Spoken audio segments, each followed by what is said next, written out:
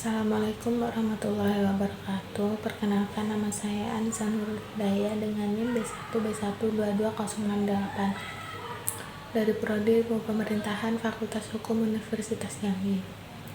Baiklah, di sini saya akan mempresentasikan hasil kerja saya untuk memenuhi syarat mata kuliah Tata Kelola Keuangan Pemerintahan.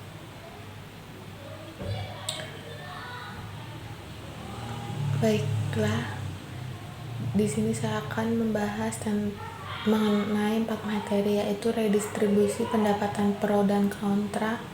Yang kedua, kesulitan pengukuran derajat ketidakmerataan distribusi pendapatan.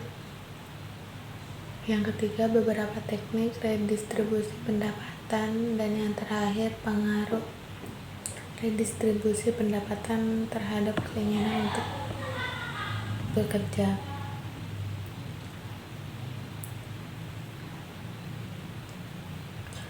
Baik, langsung saja ke materi yang pertama, yaitu redistribusi pendapatan pro dan kontra. Redistribusi pendapatan adalah konsep ekonomi dan kebijakan sosial yang berkaitan dengan pembagian kembali pendapatan di dalam suatu masyarakat. Pro dan kontra terhadap redistribusi pendapatan dapat bervariasi tergantung pada sudut pandang ekonomi, sosial, dan politik.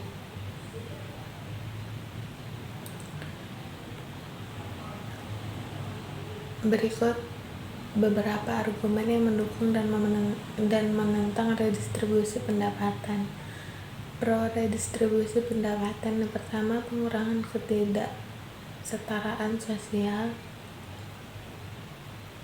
yaitu redistribusi pendapatan dapat membantu mengurangi kesenjangan antara kelompok kaya dan miskin dalam masyarakat. Ini dianggap sebagai langkah untuk mencapai keadilan sosial. Yang kedua, mendorong kesejahteraan sosial dengan memastikan bahwa pendapatan redistribusi dengan lebih adil. Pemerintah dapat meningkatkan kesejahteraan sosial dan mengurangi tingkat kemiskinan. Yang ketiga, peningkatan kesejahteraan masyarakat secara keseluruhan. Mengurangi ketidaksetaraan dapat meningkatkan kesejahteraan masyarakat secara keseluruhan karena ketidaksetaraan yang tinggi dapat menyebabkan ketegangan sosial dan politik. Dan yang keempat, stimulasi ekonomi. Pemberian bantuan kepada kelompok yang lebih miskin dapat meningkatkan daya beli mereka, yang pada gilirannya dapat memberikan stimulasi ekonomi. Selanjutnya ada kontra redistribusi pendapatan. Yang pertama, insentif kerja. Yang kedua, penurunan investasi dan pertumbuhan ekonomi. Yang ketiga, peluang yang tidak adil. Dan yang terakhir yaitu biaya dan efisiensi. Lanjut ke materi kedua, yaitu kesulitan pengukuran derajat ketidakmerataan distribusi pendapatan. Pada umumnya, tinggi rendahnya pendapatan tergantung pada tinggi rendahnya nilai tambah dalam produksi barang dan jasa. Perbedaan pendapatan dalam arti uang ini tidak mencerminkan perbedaan pendapatan dalam arti nilai. Faktor-faktor seperti selera, kenikmatan, atau kesenangan kerja belum diperhitungkan dalam beberapa kepentingan distribusi.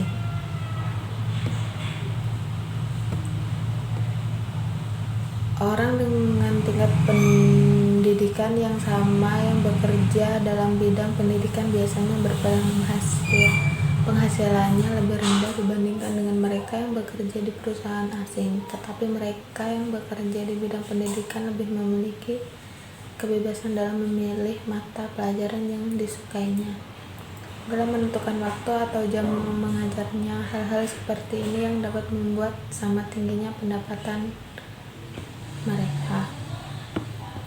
Materi yang ketiga yaitu beberapa teknik redistribusi pendapatan. Yang pertama ada pajak progresif. Cara kerja pajak progresif adalah sistem pajak di mana tarif pajak meningkat seiring dengan peningkatan pendapatan individu. Yang kedua, implementasi praktis, misalnya dalam sistem pajak progresif, individu dengan pendapatan yang rendah mungkin dikenakan tarif 10%. Dan yang ketiga, dampak, menciptakan sumber pendapatan bagi pemerintah untuk digunakan dalam program kesejahteraan dan sosial. Selanjutnya itu ada transfer biaya. Dan yang terakhir ada upah minimum. Ketiga teknis ini mewakili pendekatan yang umum digunakan oleh pemerintah untuk mencapai redistribusi pendapatan dengan mempengaruhi pengumpulan dan distribusi pendapatan dalam masyarakat. Kombinasi dari ketiga teknik ini sering digunakan untuk mencapai keseimbangan yang diinginkan antara keadilan sosial dan pertumbuhan ekonomi. Materi yang terakhir yaitu pengaruh redistribusi pendapatan terhadap keinginan untuk bekerja. Yang pertama ada negatif income tax. Yang kedua ada demograph. Yang ketiga ada weighted subsidi. Dan yang keempat ada public employment program atau PEP. Program kesempatan kerja adalah program kesempatan pemerintah dalam bentuk program kesempatan kerja di sektor publik yang dikombinasikan dengan cash atau transfer program.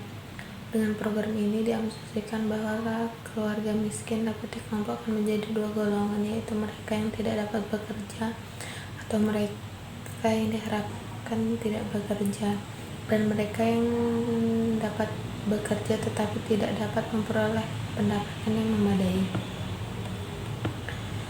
Baik, kesimpulan dari semua materi yang saya sampaikan yaitu redistribusi pendapatan adalah konsep ekonomi dan kebijakan sosial yang berkaitan dengan pembagian kembali pendapatan di dalam suatu masyarakat. Pro dan kontra terhadap redistribusi pendapatan dapat bervariasi tergantung pada sudut pandang ekonomi, sosial, dan politik. Baiklah, sekian presentasi dari saya. Saya akhiri. Wassalamualaikum warahmatullahi wabarakatuh.